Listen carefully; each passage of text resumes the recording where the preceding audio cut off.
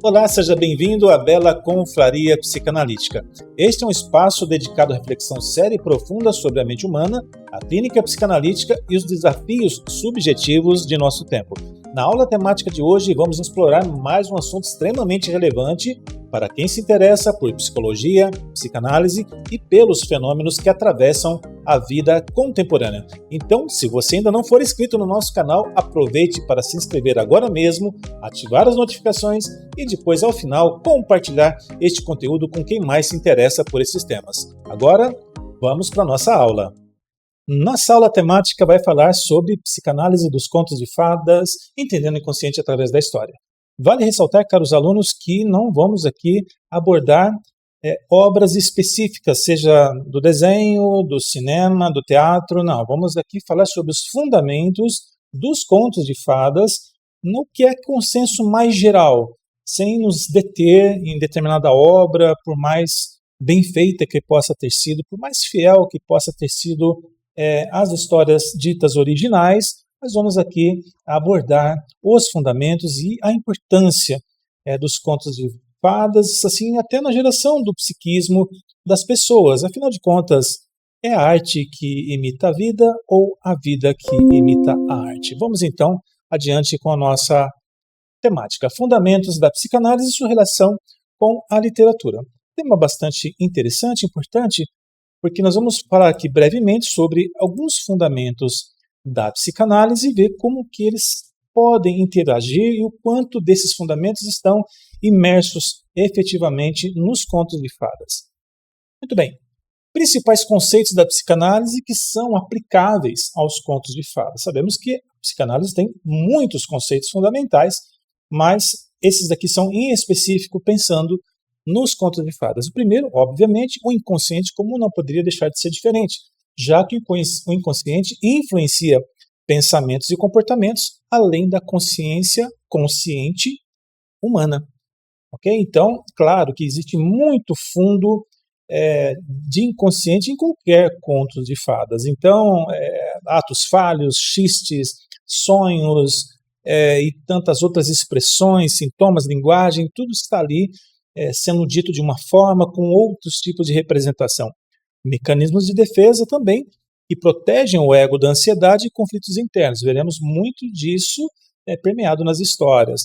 Desejo e repressão, desejos reprimidos influenciam o comportamento e os sonhos inconscientes, ou seja, mais aqui é um outro conceito fundamental da psicanálise e, obviamente, os sonhos, como manifestações do inconsciente e que revelam conflitos internos.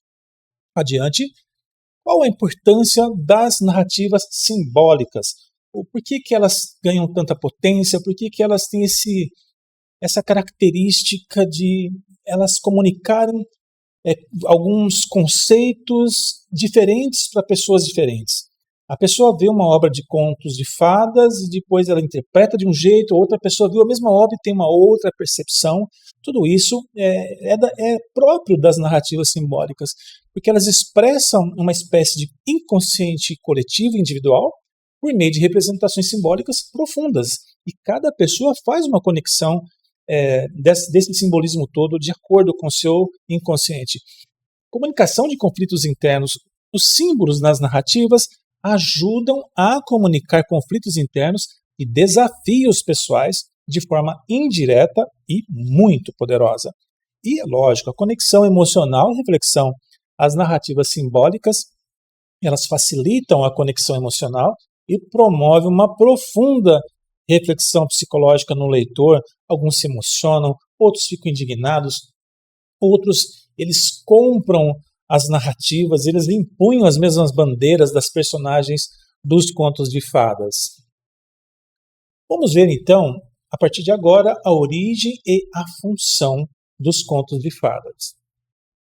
História e evolução desses contos populares, muitos deles são milenares, muito antigos, vêm lá de 1000 anos, mais de 1000 anos antes de Cristo, outros ganharam muita relevância no folclore das nações europeias, dos reinos, e foram passando de geração para geração, sofrendo seus acréscimos, tendo algumas partes suprimidas, até chegarem nos dias de hoje, até chegarem na contemporaneidade. Então elas têm origem muito antigas, têm raízes muito antigas e foram transmitidos oralmente por muitas e muitas gerações, até que pudesse finalmente chegar à impressão, às máquinas que faziam impressões de livros e publicações em geral. Evolução cultural, os contos incorporam elementos culturais locais e universais, refletindo a diversidade humana. É claro que eles têm as suas características conforme a região, mas eles têm aquele viés assim, de aplicabilidade mais geral. Reflexo nas normas sociais, os contos populares refletem normas sociais e experiências humanas ao longo do tempo. É uma excelente representação das dinâmicas psíquicas dos seres humanos ao longo do tempo, como se fossem parábolas, formas de se contar, formas de traduzir em arte os conflitos, as emoções e sentimentos humanos. Vamos adiante com a nossa aula temática, funções sociais e psicológicas dos contos. Vamos lá abordar essa função educacional.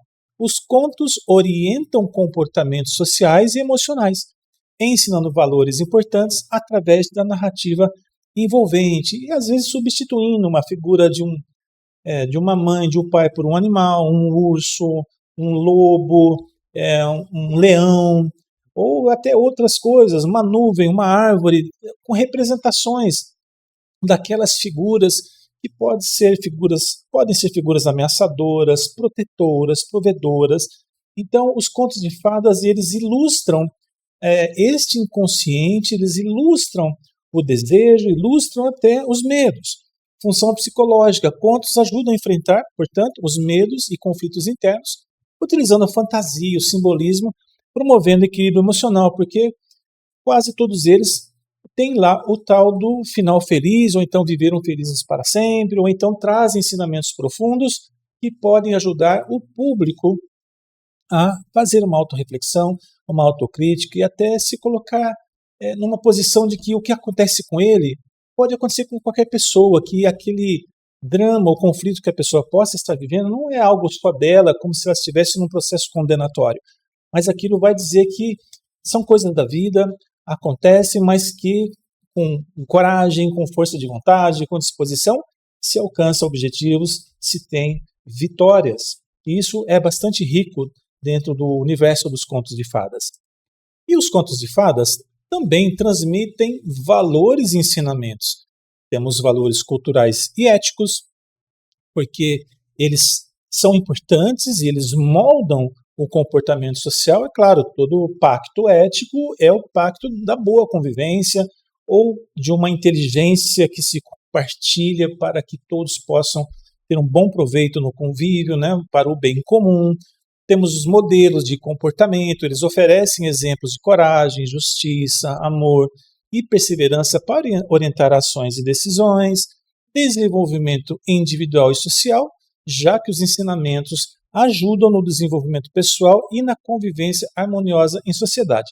Ainda que nos contos de fadas, conflitos existem, tem os adversários, opositores, aqueles que são ameaçadores, e as personagens protagonistas precisam aprender a lidar com aquilo, vencer aquilo, aquela figura ameaçadora, muitas vezes uma representação da maldade humana. Nem todos eles têm caráteres espiritualizantes, ou espirituais ou metafísicos, mas são representações dos laços sociais, das relações humanas. Então a questão cultural, ética, comportamental e do desenvolvimento do sujeito são temas muito recorrentes nos contos de fadas. Por mais que a gente possa se afeiçoar a esse ou aquela personagem e achar, poxa, esse aqui está certo, tomara que aquele vilão desapareça logo dessa história, ainda assim, quase sempre aqueles heróis protagonistas, eles não têm essa maldade, eles estão fazendo o que fazem para o bem comum, para que todos possam viver de forma harmoniosa. Vamos seguindo então adiante, teorias psicanalíticas aplicadas aos contos de fadas. Vamos ver como isso acontece. Por exemplo, análise segundo o Sigmund Freud. Os contos de fadas simbolizam desejos inconscientes reprimidos que influenciam comportamentos e pensamentos. Sim, muito comum isso. qualquer ser humano pode fazer isso nessa constituição de fantasia como elemento substitutivo para o desejo. Então, aquele simbolismo, as histórias, as personagens, as narrativas, elas podem estar fazendo esse processo de simbolizar o desejo, aquele anseio que o sujeito tem. Conflitos edipianos, extremamente comum, já que quase todos os contos de fadas eles denotam relações familiares. Sempre temos crianças e adolescentes envolvidos nos contos de fadas, quase sempre, né? E suas relações conflitivas ou não com seus pais. Então essas narrativas refletem os conflitos edipianos, ou próprios do complexo de Édipo, destacando as dinâmicas familiares e emocionais profundas. E também, novamente, aqui os nossos mecanismos de defesa, já que os contos de fadas eles exibem mecanismos psicológicos de defesa para lidar com ansiedades, tensões internas que são potencializadas pelos conflitos que se apresentam a eles. Então, eles estão diante de alguns tipos de conflitos externos, internalizam aquilo, transformando aquilo, em algum momento, em conflito interno, já que precisa decidir por uma coisa ou por outra, dinâmicas que são comuns à vida de qualquer pessoa, mas que ganham muitas cores, muito entusiasmo e momentos muito tensos dentro de toda a narrativa dos contos de fadas. E como o autor Carl Gustav Jung vê esta questão, né? Ele vai trabalhar com relação às questões arquetípicas, ou dentro de toda a teoria da psicologia analítica de Jung. Vamos entender aqui o inconsciente coletivo, porque Jung propõe que os contos refletem o inconsciente coletivo compartilhado por toda a humanidade, dentro de todas as estruturas arquetípicas de Jung. Então, vamos ter, por exemplo, o arquétipo do herói, já que representa coragem e jornada para superar desafios internos e externos. Quase todos os contos de fadas têm heróis ou anti-heróis, né? Arquétipo da sombra. A sombra simboliza aspectos ocultos ou inconscientes que estão reprimidos na psique humana. Então, aquela personagem que parece tímida, menor, de repente se revela um gigante. Ou alguém que parece ser muito bom, de repente se revela o oposto disso, muito mal, agindo muito mal. O arquétipo da grande mãe, um outro arquétipo observável, né? Estamos aqui citando apenas alguns, é claro que muitos outros podem ser identificados e interpretados, mas a grande mãe personifica o cuidado, a nutrição, a criação da vida, já que também nos contos de fadas sempre tem alguém protegendo alguém se entregando por alguém estando se oferecendo no fronte de batalha para proteger uma outra pessoa em nome de ideais, em nome do afeto, em nome do cuidado.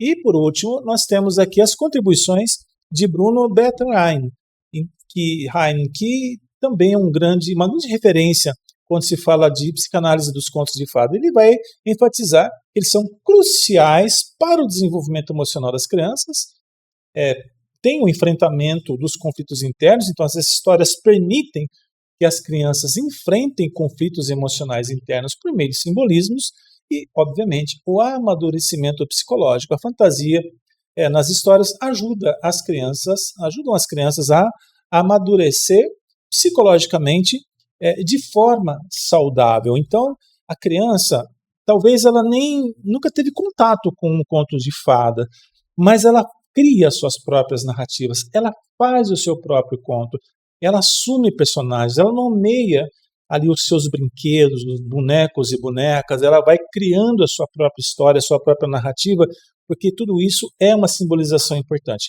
Quando a criança tem acesso, os pais contam histórias, ou ela vê um desenho ou um filme, ela imita, ela quer colocar a mesma roupa que ela vê lá do seu personagem preferido, ela quer imitar os trejeitos, os comportamentos e até mesmo os conflitos, porque tudo aquilo é uma forma de expressar, já que crianças ainda não têm maturidade suficiente para fazer subjetivações complexas, ela tem a sua subjetivação exposta em ação no ato do brincar e no ato do simbolismo que um conto de fadas pode produzir.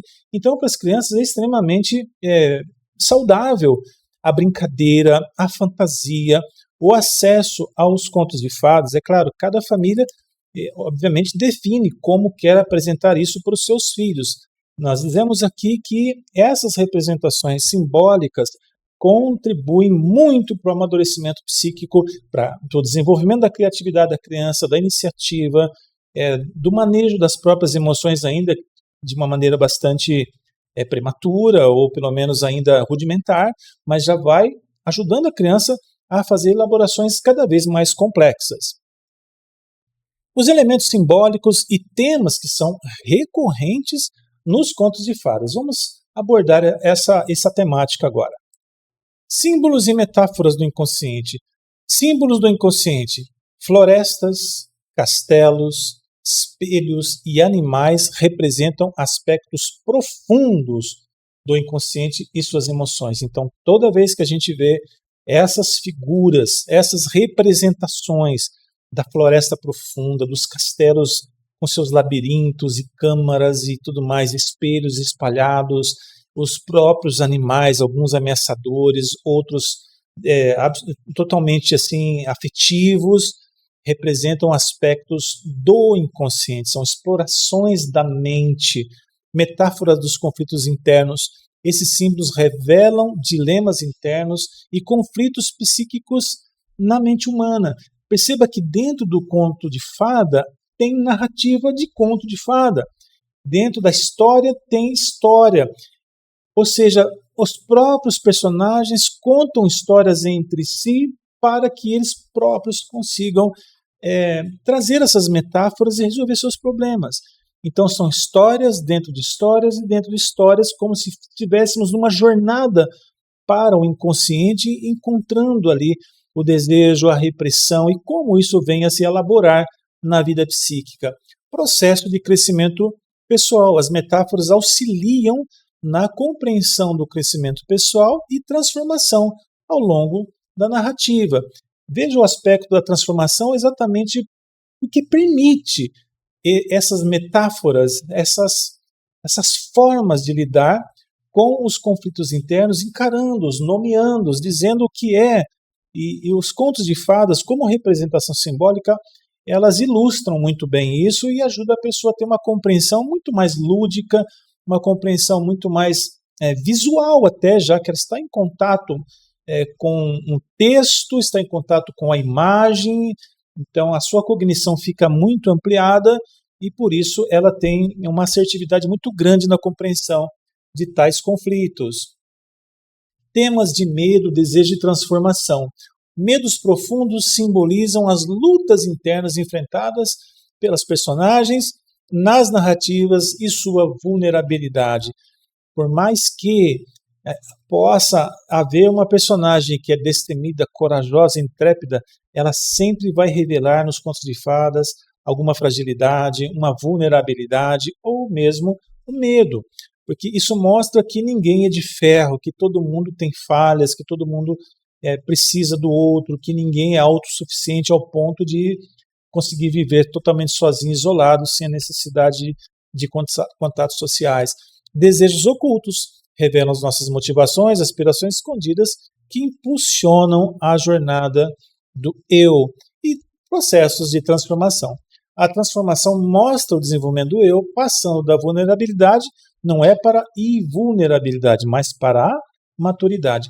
Então, os contos de fadas não revelam, ao final de suas histórias, pessoas que são invencíveis, pessoas que elas são invulneráveis. Muito pelo contrário, elas encaram suas vulnerabilidades, agora com maturidade elas sabem lidar com aquilo, viver com aquilo, melhorar com aquilo, crescer emocionalmente, sentimentalmente, crescer assim, enquanto vida intelectual, entre tantas coisas, né? Todo um processo de maturidade que nós vemos nos contos de fadas, que é uma espécie de imitação, sim, ou então de uma ilustração, muitas vezes caricata, da vida humana mais profunda.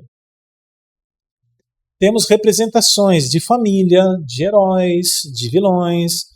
O simbolismo das figuras familiares falam sobre proteção, apoio dentro das dinâmicas psíquicas individuais e coletivas. Quando isso ocorre? Existem contos de fadas que não há proteção familiar, ou seja, as personagens têm que ir para a vida, tentar se criar, se proteger e entender que nem todas as famílias, de fato, elas provêm aquilo que o sujeito precisa, o sujeito quer, mas que é possível vencer buscando enfrentar os seus medos, seus conflitos, por exemplo, como é o caso de João e Maria.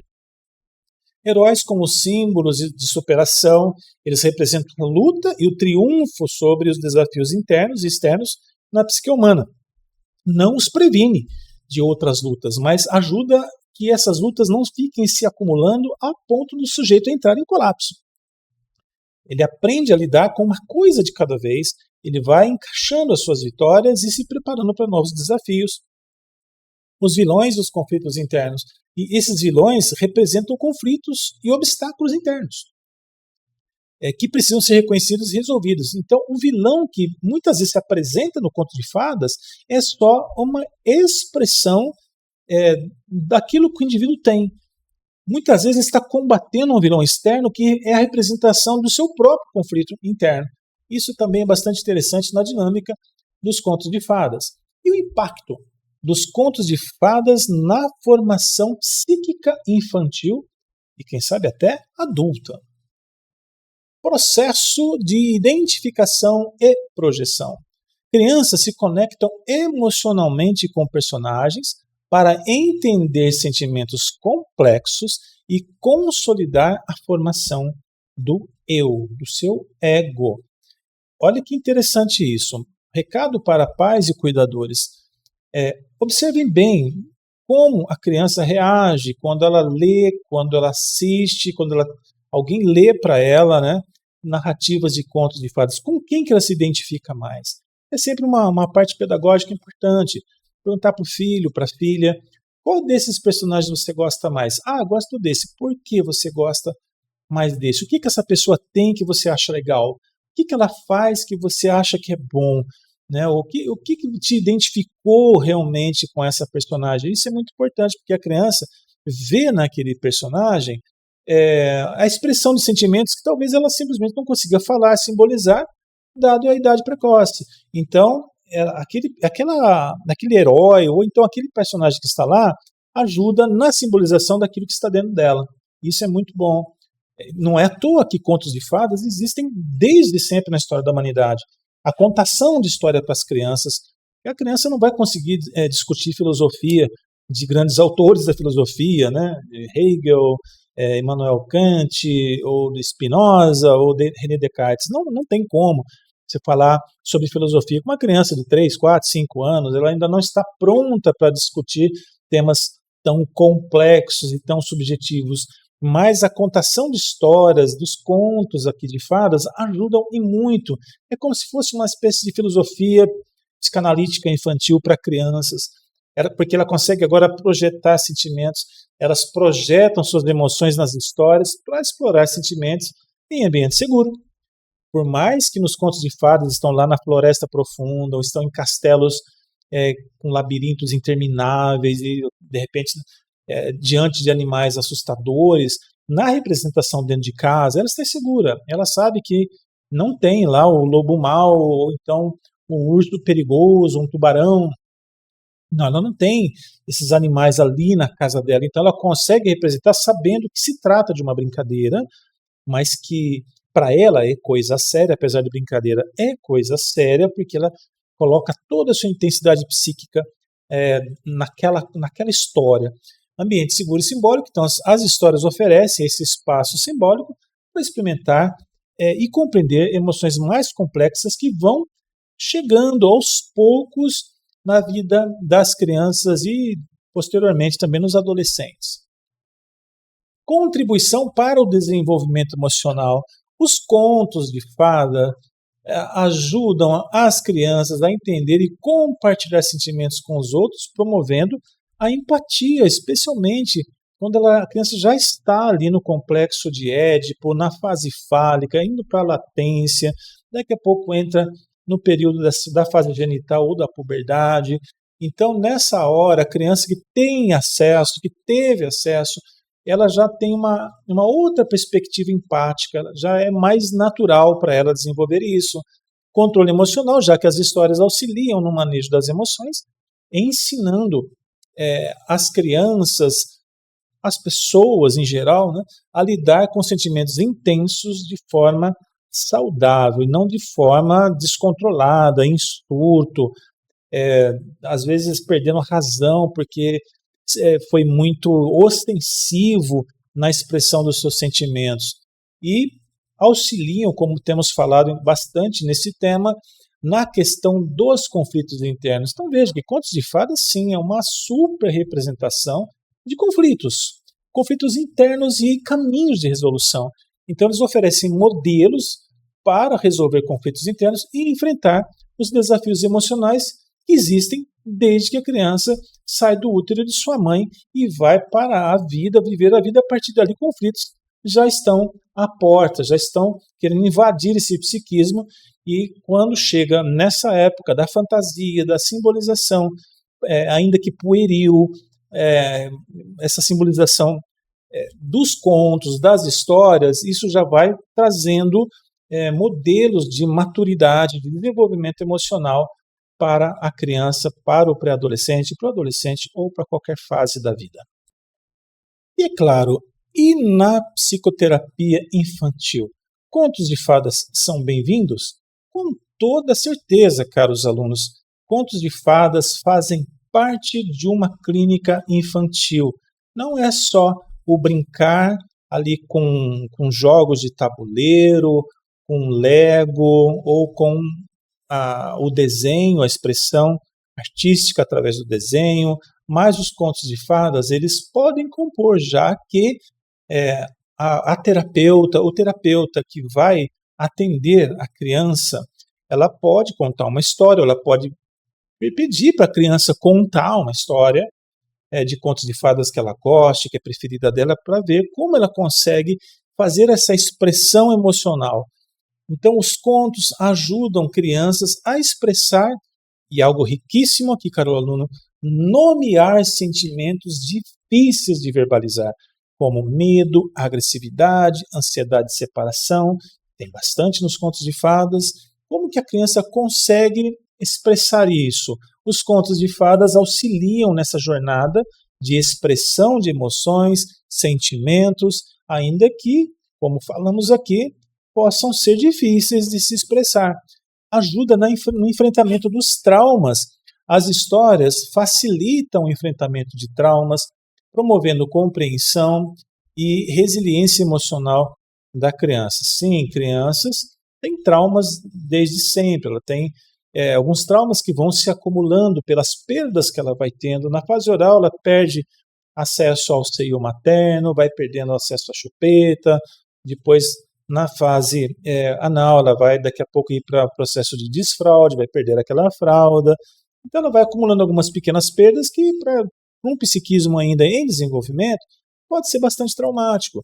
Então, os contos de fadas eles ajudam a elaboração desses traumas, a pacificar, ressignificá-los, revalorá-los. E com isso promove um crescimento, já que os contos de fadas ajudam na internalização da esperança e da resiliência do sujeito. Então, esperança é algo tão importante, já que os contos de fadas eles podem ter seus momentos muito tensos, que parece que tudo vai cair, tudo vai perder, mas daqui a pouco brilha uma esperança, e daí, porque brilhou essa esperança, as personagens vão usar dessa resiliência, dessa insistência, dessa coragem, porque elas têm uma esperança, têm algo pelo qual lutar. Então, supera-se o trauma pela esperança que se tem de uma vida melhor, de uma vida mais pacificada, de uma vida feliz. Vamos, a partir de agora também, caros alunos, olhar um pouco sobre algumas histórias.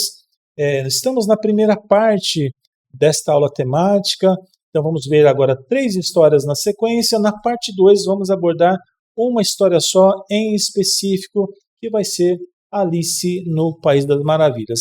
Mas vamos olhar as 3 histórias da nossa aula temática de hoje. Branca de Neve, nós temos a rivalidade narcísica e a excisão materna. A madrasta narcisista representa o objeto materno mau, invejoso e persecutório. já que ela era rica, ela era uma rainha, ela tinha um castelo, ela tinha tudo, ela só era muito, se bem que falar só talvez seja uma redução importante, mas ela era muito narcísica. Então, ela representa um objeto mau, como se fosse um seio mau na psicanálise kleiniana. Então, ela começa a ter inveja e perseguir a Branca de Neve, que não era filha dela, né, era filha do marido, o rei, mas ela começa a perseguir, porque na interpretação dela, ela tinha tudo menos o que a Branca de Neve tinha, conforme o espelho diz a ela. E olha que, pelo menos nas histórias, nas representações do desenho, ou mesmo do cinema, a madrasta também era uma mulher de boa aparência, não tinha nada de errado com ela, e ainda assim ela vai para essa inveja e para esse caráter de perseguição. Neste caso, o espelho simboliza o ideal do eu, a fragilidade narcisista e a constante avaliação do valor próprio. Então, por mais que ela tivesse muitas coisas, ela não conseguia valorizar tudo aquilo, porque ela não suportava que alguém tivesse alguma coisa que ela não pudesse ter. E a inveja na psicanálise tem esse aspecto. Não é querer o que o outro tem, mas é desejar que o outro não tenha nada. Se o que eu tenho não é melhor do que o que você tem, então a inveja, pelo menos dentro do campo psicanalítico, ela pressupõe que aquele que inveja, ele deseja que o outro não tenha nada. Não é nem quer ter o que o outro tem, deseja que o outro não tenha nada. E é o que acontece aqui, já que a madrasta, ela expulsa e ela manda que alguém realmente execute a Branca de Neve. A floresta representa o inconsciente, o encontro com partes ainda não integradas. Né? E os 7 anões? Partes do eu que ajudam na integração psíquica. E o príncipe depois a maturidade afetiva. Veja que os 7 anões, tem lá o Soneca e a Branca de Neve dorme toda hora, tem o zangado, talvez em alguns momentos ela fique brava, ela fique indignada, e cada um deles representa um aspecto do psiquismo da própria Branca de Neve.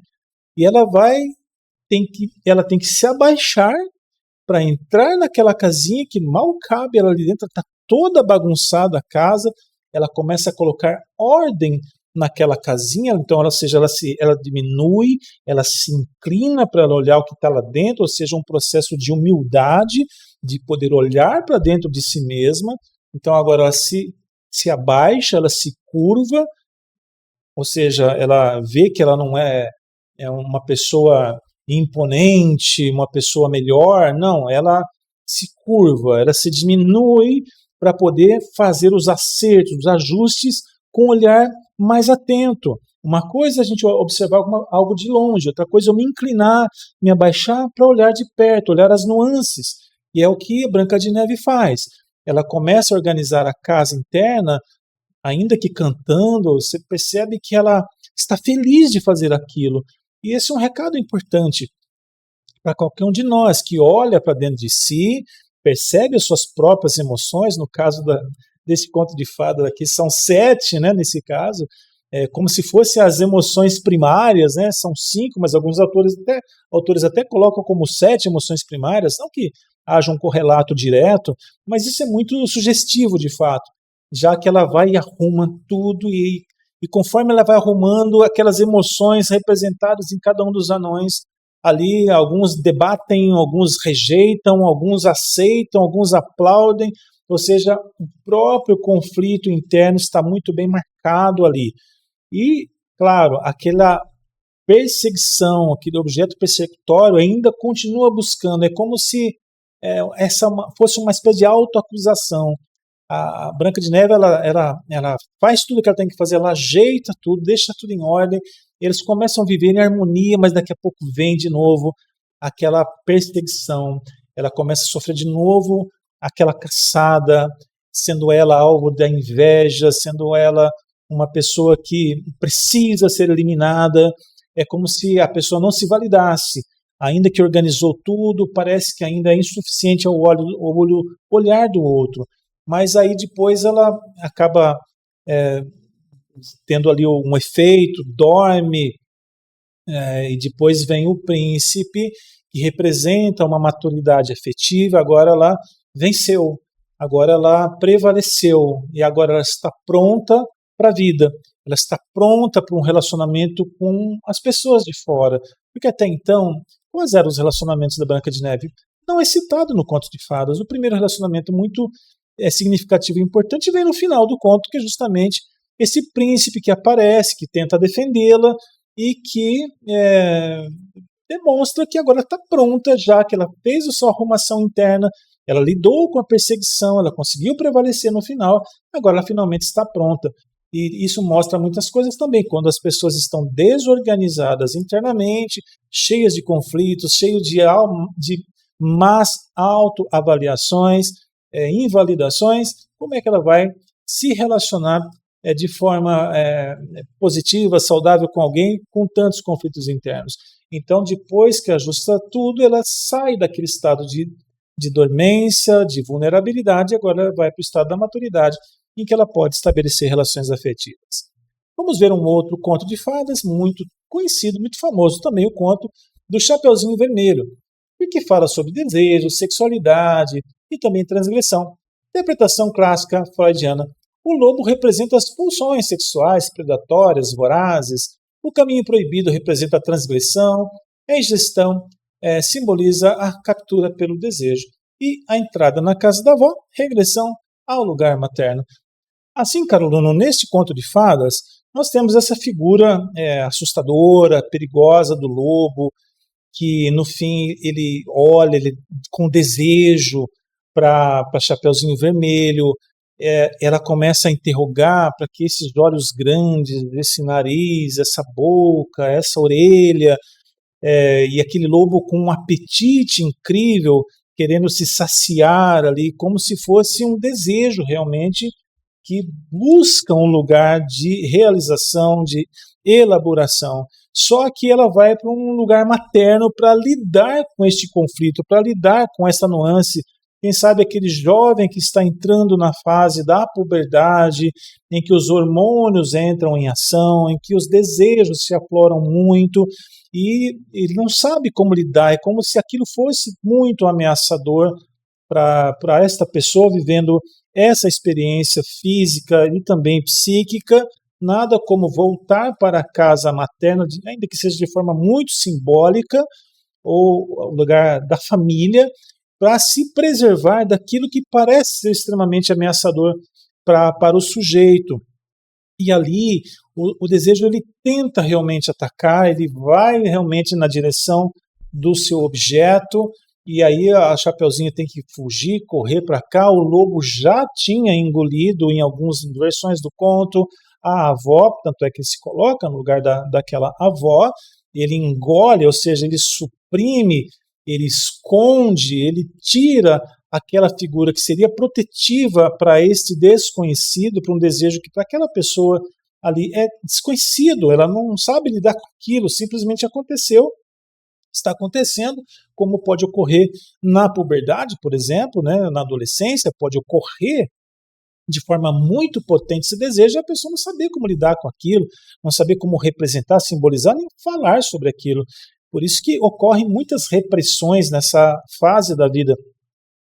E aquela figura que, em tese, poderia proteger, ela foi engolida por aquela estrutura do desejo, ou seja, a pessoa ela fica meio que sem referenciais, sem chão, ela começa a fugir, começa a correr, até que ocorre dela ser salva. Alguém vem e salva ela daquilo, a avó ela é retirada ali de dentro deste lobo e então se reestabelece a harmonia na casa. Ou seja, agora podemos falar sobre o que aconteceu e podemos agora entender os desdobramentos disso que está acontecendo, entre muitas possibilidades interpretativas, caros alunos. Lembrando que a interpretação que estamos fazendo aqui não tem nenhuma pretensão de ser definitiva, mas apenas uma interpretação que possa provocar no sujeito novas livres associações, novas compreensões, novos entendimentos.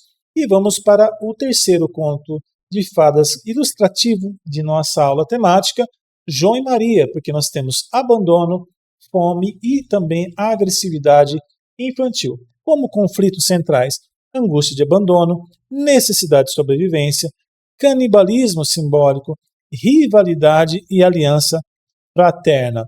A bruxa devoradora é um símbolo direto da angústia de ser devorado. Ou podemos usar aqui a posição, os conceitos, né, da posição esquizoparanoide de Melanie Klein, onde a gente tem aquela clivagem do sujeito. O forno simboliza transformação, destruição do objeto mal e renascimento do eu. Este conto ele é muito interessante, porque João e Maria, eles são literalmente, eles se perdem. Em alguns contos, em algumas versões dos contos, eles são abandonados pelos pais na floresta.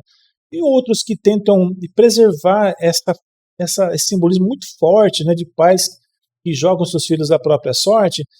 Algumas versões dizem que João e Maria foram andando e se perderam. E encontraram-se com aquela casa bonita, uma casa feita de doces e cheia de doces, eles ficam encantados com aquilo e querem entrar, querem conhecer. E nessa hora são capturados por aquela bruxa má, que tem a intenção de devorá-los. Ela é uma canibal. Então, essas crianças enfrentam essa angústia do abandono como que se jogados a um mundo que quer devorá-las o tempo todo. Um mundo que parece bom, que parece todo brilhante, um mundo que é todo convidativo, ele seduz, ele manipula, ele se apresenta com uma cara agradável, um jeitinho doce, mas no fundo, quando o sujeito se adentra, ele vai perceber que na maioria das vezes não passa de propaganda enganosa e que no fim das contas ele vai ser devorado por aquela máquina. Ele vai ser incorporado àquele devorador.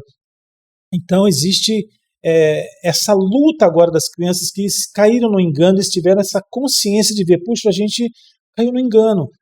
Tinha uma apresentação que nos convenceu, que nos seduziu, e agora que nós entramos, nós estamos diante de uma crueldade, que ninguém se importa com o que a gente pensa, só querem nos usar, nos devorar. Então, essa bruxa, ela mostra essa angústia que as crianças ali sentem, que João e Maria sentem, e agora eles têm que combater aquilo, se unirem. Isso é muito importante, porque são duas pessoas aqui, João e Maria, que são irmãos, eles se unem, e isso é muito bom mesmo, porque ninguém vence lutas da vida sozinho, efetivamente. A gente precisa das pessoas, precisamos estar juntos, nos apoiando, e é o que ocorre. Eles se defendem muito, eles cuidam muito um do outro o tempo todo. Então, para que não possam efetivamente entrar naquele forno, que eles vão entrar de um jeito e sair de outro, então, só que elas fazem o contrário, elas vão colocar aquela bruxa no forno para que se elimine essa maldade e agora renasça este eu mais maduro, que tem um olhar mais cuidadoso para não se entregar nas ciladas, por melhores apresentadas que possam parecer, toda pintada, cheirosa, brilhante, bonita, convidativa, com boas falas, boas retóricas, mas que podem eventualmente estar escondendo uma potência canibal, uma potência de devoração, de aniquilação deste eu. Caros alunos, chegamos então ao término de mais esta aula temática. Lembre-se de curtir esse conteúdo, compartilhar, e nos vemos na parte 2 de psicanálise e contos de fadas. Tchau, tchau e até breve! Chegamos ao final de mais uma aula temática. Eu espero que as reflexões aqui apresentadas contribuam para ampliar o seu olhar sobre esse tema tão relevante. E se este conteúdo fez sentido para você, deixe o seu comentário, compartilhe esta aula e, é claro, inscreva-se aqui no nosso canal. Valeu, obrigado e até a próxima aula.